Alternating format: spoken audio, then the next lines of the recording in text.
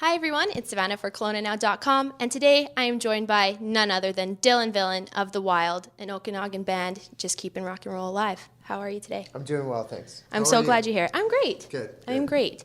So I want to talk to you a little bit about your new record that you're putting out, Wild at Heart. It's got some killer reviews. My question for you right now is, what are your hopes for the record after it's released? What were your hopes going into it? When you're writing a record, I think that you can't really be bothered by those sorts of things. And it sort of ties into a running theme that's always stuck with this band since the very start is we don't really try, to do this or that. We don't try to sound like this guy or look like this guy or anything like that. We're just very much ourselves. And I think it's because that all comes from such an honest place that it really creates something special with our music. Because again, it's not an act for us. You know what I mean? So we just try to write music as honest as we can, and as true to the people that we are, the musicians that we are, so that it comes across very honestly. And with that conviction, I think it is able to speak to a lot of fans because we feel that our fans really get us and they're similar to us. Yeah. So, we wanted to, obviously we're very proud of it. We want it to do great, but, you can't be, too concerned about trying to do this or that when you're creating music, I think. So, I think I'm very proud of it. I think it's going to do well. Yeah, and you guys got to work with Mike Fraser. That's amazing. Yeah. How was that? Well, it's at this point it's not something that's new to us because Mike is one of he's one of my closest friends, and he's been part of our crew since the first record, and even before that in getting ready for the first record. So Mike and I, as I said, Mike and I are very close outside of the industry. And I think it's because of that we are able to make such a good team together. Like for example, like he knows where I'm trying to take a song before we're even in the studio. So just when we're, starting to shape a song. And that is sort of becomes this like fifth member sort of syndrome. Whereas he's in it with us. He's not the producer that's trying to say, okay, here's the song and here's the structure and here's what we're going to do and we're going to put the chorus here and we're going to key change here. And no, that it's more he's in it with us. So it's very much a team effort that way. And again, it really plays off of the fact that him and I are so close outside of the industry and everything like that we make such a great team both in the studio and as friends. Right, yeah. And you had mentioned your first record that you worked on with him. Yeah. Were there any big differences with your first one compared to your new one, both in the studio, how you're promoting it, how you wrote it? Yeah, there's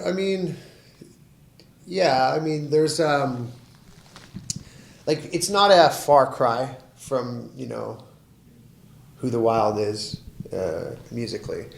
We're a rock and roll band, and that's first and foremost what we've always been. But there's definitely been a lot of things that have happened in the last few years where we've grown both musically and as people, and with success of the last record and all the things like that, of course, as well. So it's only a natural progression that this record would grow with us. Yeah. So if anything, it's just a continuation from the last one in a way. But having known, like I said, we've grown as musicians and grown as people. So it's a lot bigger because we've become a bigger band than we were when we wrote the first one and recorded the first one and toured the first one. So, I think that's probably the most obvious thing that stands out with it. Right. Yeah. And this is the first full-length record you guys have put out. So yeah. Was it scary or more exciting, like going in and putting together a whole record? No, it was just a matter of time. Really, yeah. When we made the first record, we only wanted it to be an EP. We had this thing for years when we first started out, where as an opening band, so we would tour relentlessly, and they'd always say, okay, well, you got 40 minutes or 45 minutes, and we'd play a half an hour. Or they'd say, you got half an hour, and we'd play 25 or 20 minutes. And the reason that we did that was because we had this philosophy of just hit them and quit them. Yeah. You know, we just wanted to always leave them wanting more so that it would allow for us to come back more often, first of all. So that was sort of the thought process behind the EP as well. As, you know, we could have came out with a full length. In fact, I think when we did our first record deal, they wanted to do 2 full lengths, but we fought it and said no. Because it just, brand new band, you know, people knew about us in Western Canada, but they didn't know about us in the rest of Canada as much, or the United States, Europe, and things like that. So we just, you know, we really wanted to stay true to who we were and what had worked for us already in the live setting. So, you know, yeah, that was part of the philosophy with it. So we just wanted to get in and, you know, make a statement and get out.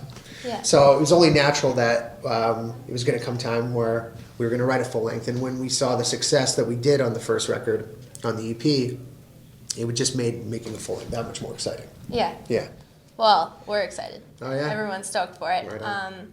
My other question was, I know that I read a review that knack.com gave you guys, and they made some wicked comparisons that, like, you don't hear anymore. I know, to, like, Bon Scott, AC/DC. But I want to know, like, you guys always talk about staying true to yourself, obviously. You're not mimicking anyone, you're just being yourself. But are there bands from, like, the big rock and roll days that influenced you guys, or have maybe, you know, you've wanted to try and not necessarily emulate, but people that really stuck with you in your music? Well, you know, apart from the real obvious staples that they always want to pin on us, we get the AC/DC things, ZZ Top, Motorhead, Rose Tattoo, you know, and that's sort of the musical palette that defines the band, musically, you know, and that's all those sorts of things. And then, of course, I always talk about my love for the blues. You know, I've mixed my love for the blues with punk rock, you know, our love for punk rock and you know, rock and roll. And it sort of becomes this melting pot that is the Wild. But that's more of on the musical side of things. And, you know, we're not reinventing the wheel, but that's just the sound that is the Wild. Right. Whereas lyrically, I've never felt that I've tried to borrow from anybody. Yeah. You know, because I've got my own story to tell. And with that is just, I draw from my own personal experiences, you know? And in the last few years, for all of us in the band, be it, you know, as a band or personally, there's been no shortage of experience to draw from. I mean, we've all went through so many highs and so many lows together that it's, there, like I said, there just hasn't been a shortage of things to write about. So yeah, that's, it's, you know, we get that people always want to make the comparisons as to who we are and who we're not musically, but I feel that we're doing it our own way. Yeah, definitely. Yeah. You guys you have a theatricality and individuality that is all your own, for sure. Yeah. But yeah, you do always get those pins back to the heavy punk rock, grunge rock, hard rock of the 70s and 80s. Yeah. And you sort of embrace it in your individuality. I feel that I get that same vibe from you guys, like that you're going to stick around like those guys did. Yeah. My question is, why are you apart from you love it, but why are you still sticking with rock and roll in both the lifestyle, the music, the theatricality of it, when nowadays, sadly, for most people, it's not at the forefront of their minds anymore? Well, I mean, I think it really boils down to the fact that this is who we are. You know, this isn't you don't get to like play dress up and go play rock and roll on the weekend. Yeah. You know, we are who we say we are because we are who we are, all of us. And it's something that we feel very strongly about, and it comes very naturally and we come very honest by it. Because again, we're not trying to do anything. We're just doing it. Yeah. And the other thing is, I would say to that is, you know, if I asked anybody, you included, what your favorite thing was or something that defined you, just because it wasn't the flavor of the week doesn't mean you wouldn't do it. Because literally, it defines you, who you are. So I don't really waste my time with things like that. I worry about in or out, you know, just be who I am. And that's all that matters to me. Yeah, exactly. Yeah. And people are loving it, regardless if that's not even what you're trying to do. It's just a good thing. Well, don't get me wrong. I mean, we're not going to complain that people no. want to support us, but Yeah. you know, it's just, I think again it goes back to the thing we were talking about earlier, where you've got to be honest and you've got to be true to yourself. Yeah. And when you do that, people see that, and that goes a long way.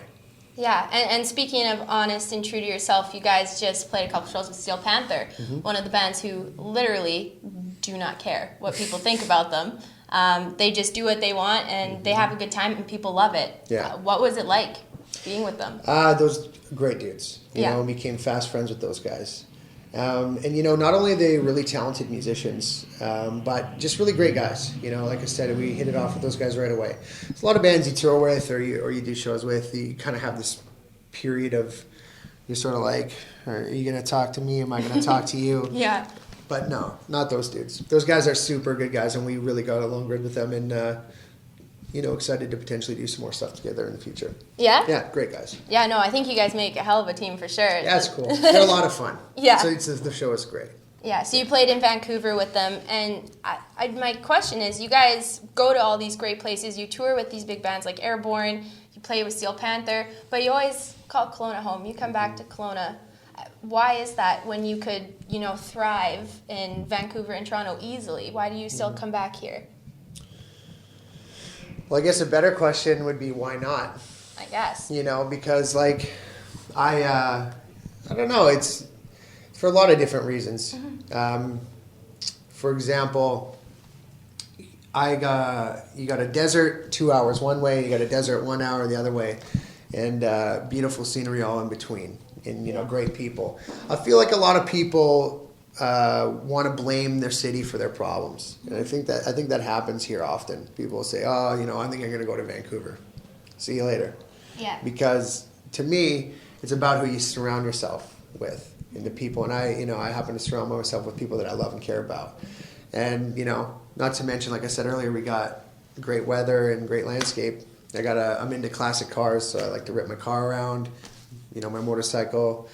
It's all good like that. And, you know, I got some really, really good friends here. I've lived here a long time, and it's a great place to come home to when you've been on the road for months. Yeah. Yeah, we got great weather here. It's chill, man. It's a good pace. I like it. Well, we're glad you're still here. Yeah, We're happy to be here. Happy to call Kelowna home. And you're doing your album release show here, Yes. which we're stoked about. Yeah. I know fans were like begging for you guys to come back and do it. Yeah. What are we in for? Well, that's cool because by the time we play the show, it'll have been a year and 9 months, so almost 2 years since we've played at home. Really? Yeah. Wow. Yeah, so it's cool. We're excited as hell about it because in that time, in that year and 9 months, we've grown a lot. There's been a lot that's happened with the band and with the songs and with the show. So it's just gotten bigger and bigger and bigger to this thing where it's been cool because there's not been a lot of people here at home that have got to really experience where the show is at now. Yeah. So for me, I'm super excited and very proud of, you know, my guys and everyone on our team behind the scenes to bring this home and show people what we've been working on this whole time. Yeah. Because we've gone from like playing, you know, docks when 4 or 5 years ago, you know, I remember when we'd sell out docks, 150 people, and we thought, wow, you know, wow, and they know the words to one of our songs. Yeah. So, you know, to come home now and, you know, sell out theater and get that many people at home supporting us, behind us, and really show them where things are at now with the show, it's going to be a great feeling. Yeah. So, yeah, we're really excited. And, you know, it's probably going to be a pretty rowdy night. So Yeah, yeah. we can, I mean, it's you guys, Yeah, of course, you know. right? Well, we're super excited. February 18th, Yeah. album drops February 17th. That's right. We're super stoked. My next question, final question is, what are you most excited to play for the people? What do you think people are going to get most excited about? On the new record. Yes. Or in general. Both. Well, you know, there's always that moment in the set where everybody's waiting for Slow Burn. Because it's, you know, our biggest song. Yeah. But there's what I really get down on is when I see the little pockets where we play the fan favorites. Like there's songs from the first record, Party to Your Dead or Banger. And, those aren't the songs you're going to hear on the radio that are going to go top 5 and things like that. But those are the ones that register with me because as a fan of rock and roll, I don't really graduate to the single. Yeah, exactly. I go to the harder edge stuff or the stuff that's a little more rough around the edges. So those moments always go off live, and I'm stoked. I'm really excited about that. But from the new record, there's a song called White Devil that is one of my it's my favorite on the record. It's one of my favorite songs I've ever written, and we are going to play that live, so it's a good one. Everything though, because it's cool. It's like it's been a long time since the first record came out, so people have been pretty hungry for some new music from us. Yeah. So to give them that in some people's first facet of digesting it will be this live show, because even if they get the record on the 17th, they've only had a day with it. So yeah, it's going to be really cool. I think that's a really great way to experience music is live for your first time, be it a new band, be it new songs. So yeah, we're just really excited about it. It's been a long time coming to make this work here at home. So it's going to be a great night. Well, because of how excited you are, I'm even more excited now, and I'm sure everyone watching is going to be even more excited. Yeah. So February 18th, The Wild, they will be at the Kelowna Community Theatre, and it's going to be one hell of a show. And we're stoked. Pick your tickets up now. Jehu Productions, Power 104, everybody involved. Thank you very much. Kelowna, we're stoked to come home. It's going to be a great night. We'll see you there. February 18th, Kelowna Community Theatre.